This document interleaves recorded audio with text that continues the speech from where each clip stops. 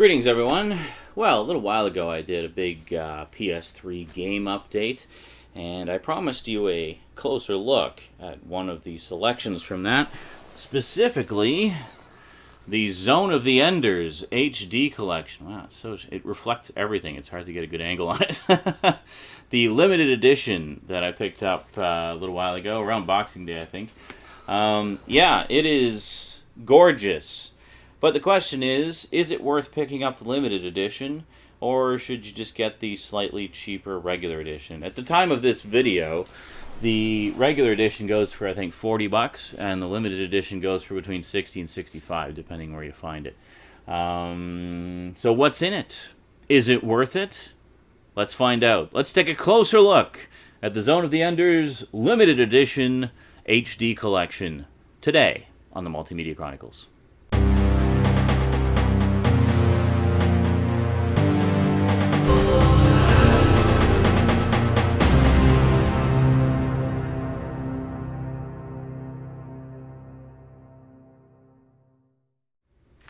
Welcome back. Alrighty, so I guess first things first, let's pop this sucker open here. So essentially what we have here is just a massive oversized slipcover. You can see in the bottom there and the top. So just essentially slide out the goods very carefully. There we go. There, and then you just have the beautiful artwork from the cover in unencumbered form. Ooh. Double Jehudi. Awesome. So let's just move this down here. Jehudi, for those who don't know, is the main mech that you play in the games. So first things first, one of the big reasons to get the limited edition is this art book. Quite a sizable art book. Let's take a slightly closer look, shall we? We take a look here. You can see we've got beautiful anime renderings. There actually was a Zone of the Enders anime. Sadly, I do not have it, but I would definitely like to get it. So you get lots of pictures from that. And let's see if we got some, so we got some sketches as well, like some designs. Very similar to the style of artwork that you see on the Metal Gear Solid designs and whatnot. Sorry, I guess it's actually Anubis on the cover. Or is it Jehudi? No, it's Jehudi. Never mind. Sorry, they look kind of similar. Anubis is a similar design to Jehudi. So we get Leo Stenbuck, who's the hero of the original, and also has some appearances in the second one.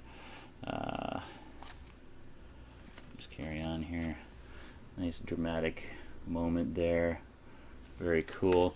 So, long and the short of it is, it's a beautiful art book. And we've got some more sketches here. I just want to sort of give you a sense of what all are in it. A lot of sketches, actually. So it's quite pretty. There we got Dingo Egret, who's the hero of the second Zone of the Enders, which I'm actually still in the middle of playing. There we go. Oh yeah, and this is actually, I see what it is. They've got it divided up into pictures from the first one and pictures from the second one, and it's starting to hurt my back leaning over like that. So there's actually quite a nice dramatic picture. We'll just look at a couple more here and then get to the other contents. Ooh, here's a very action-packed couple of pictures there. Very nice. I guess that's one picture. It's one big picture. And there as well. Just some gorgeous artwork in here. Like almost any one of those could be a nice, really nice poster. So then, underneath that, as you probably see here, we actually do get the Zone of the Enders HD collection. Now this is exactly the same as the regular edition that you would normally find. So don't worry, you're not getting any additional on-disc content versus what you get in the regular edition. The only additional things that are in the limited edition are, of course, the art book and this CD, which we'll talk about in just a moment here. So this is the collection. Now, at the time, since doing the previous update video, I actually have played all the way through the first game again. I do have the first game on the PS2, so I actually get a nice little booklet there as well. Is it color? No, no color. Yeah, really not much to see in the booklet, actually. I don't even... It's almost like... Why did they even bother? Yeah, that's literally it. You get a page of controls, and the rest is just the page of controls and the warranty in different languages. So one thing this has is, of course, the Metal Gear Rising demo. Metal Gear Rising Revengeance. Most ridiculous subtitle ever. Which is kind of interesting because the original Zone of the Enders actually came with the Metal Gear Solid 2 Sons of Liberty demo. So we've kind of come full circle in that respect. Now, you may be wondering about this, the CD. A lot of people probably saw that there's a CD included and were like, oh my god, soundtrack CD, awesome. The music in the Zone of the Enders games are awesome, which it is. It's a fantastic soundtrack. This, however, is not the soundtrack. No. This is actually a remix CD. So what it is it takes several of the sort of notable themes from the games and puts it in the hands of some, I guess, some current artists that I've never heard of, and they do remixes of them. Now, some of them aren't bad, but my main issue with them is most of them are very dubstep-y. Now, don't get me wrong, the original soundtrack was very techno oriented and, you know, very action-packed, ripping techno type stuff, which is fine. So I guess dubstep is, some would argue, sort of a natural progression of that. But I'm just not a big fan of dubstep. I'm really not. So a lot of the tracks, well, you know how dubstep goes. It sort of starts off with a techno-y thing a lot of the time, or a melody thing, and then the beat, or then the bass drops, and it just goes into some crazy dubstep madness. That's basically what these are like. It starts off very nice and very recognizable as the, you know, whatever themes they are, just slightly updated. And then it goes all dubstep-y, and I'm like, next track. And it's like, oh, this is nice. And then it goes all dubstep-y. It's like, next track. So I found the CD kind of a frustrating experience, personally. Now, I know a lot of you younger viewers in particular out there are probably huge fans of dubstep, in which case you'd probably really dig it. Yeah. So, yeah. Don't know what more I can say about that. Not a big fan of dubstep. Was kind of disappointed in the CD. So for me, the big attractive thing about the collector's set here is obviously the art book. And of course, just the fact that it's a very nice display piece. If you're wondering about the back here, it's just basically the other side of the artwork. And I should also show you. Where is it here? Is this it? Yeah. Also have the back. Very flimsy piece of paper. I don't think it was even... it didn't even have the rubber snot balls that usually holds these things on. And then on the bottom there, you get the Metal Gear Rising thing. So I basically just keep all these backings together in sort of a little mini collection of them, because often they contain information about the contents that isn't anywhere else on the packaging, such as this one. So basically, I guess if we put it all together here, just for one sort of final little look, let you see how it goes on the shelf, or how it would look on the shelf in a store. There we go, sort of like that. Ta-da! Just the little, I mean, the only thing you see on the front from the backing is just the little Metal Gear Rising demo promo. Now, of course, that's not so special anymore because the Metal Gear Rising demo is available quite widely now.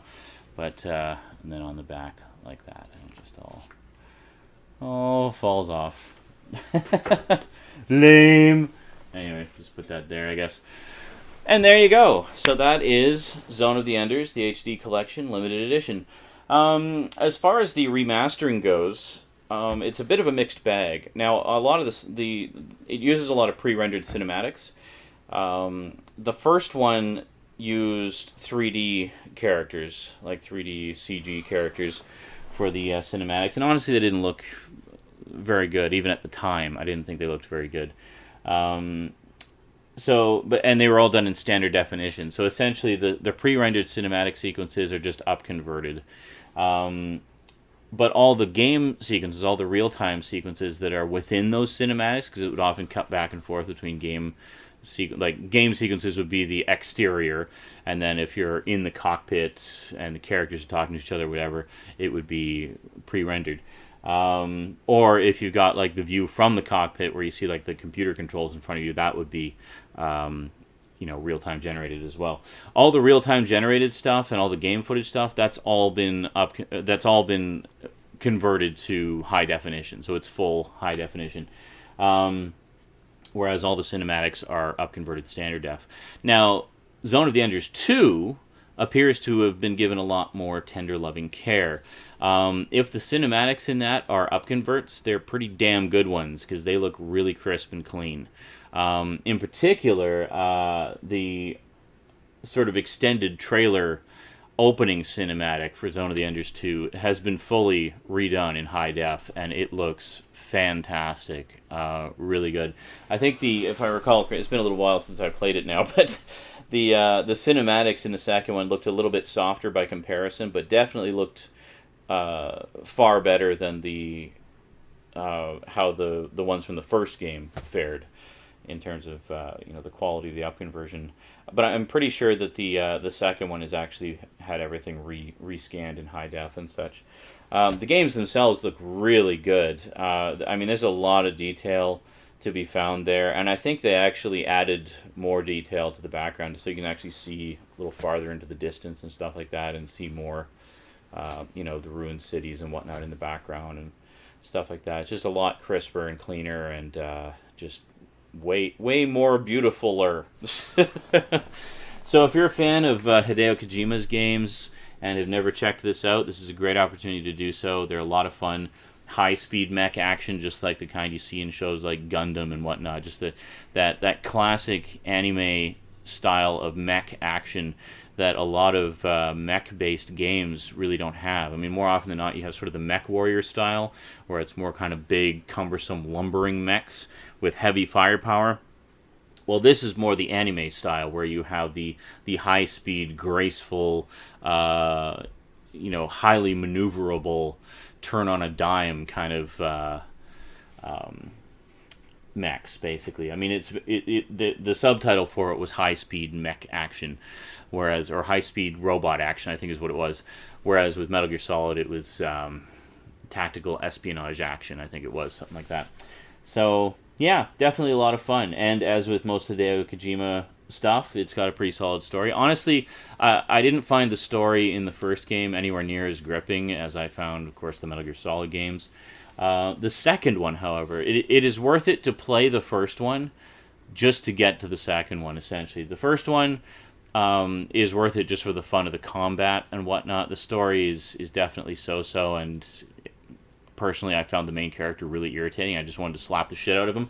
But the second one takes it to a whole new level, because rather than doing pre-rendered 3D CG characters for it, they actually do completely original anime sequences.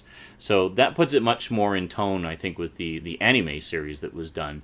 And the quality of the anime is fantastic. I mean, it's really, really well done. Very well drawn, smooth motion, nice character designs, everything. The whole works. It could stand on its own just as an anime series. So, yeah. So, speaking of which, I definitely want to pick up that anime series at some point. I see there was a complete collection put out, but it's pretty expensive. However, it seems that you can still get the individual volumes fairly cheap, so I might just go that route. But anyway, yeah, Zone of the Enders, the HD collection, definitely gets my recommendation.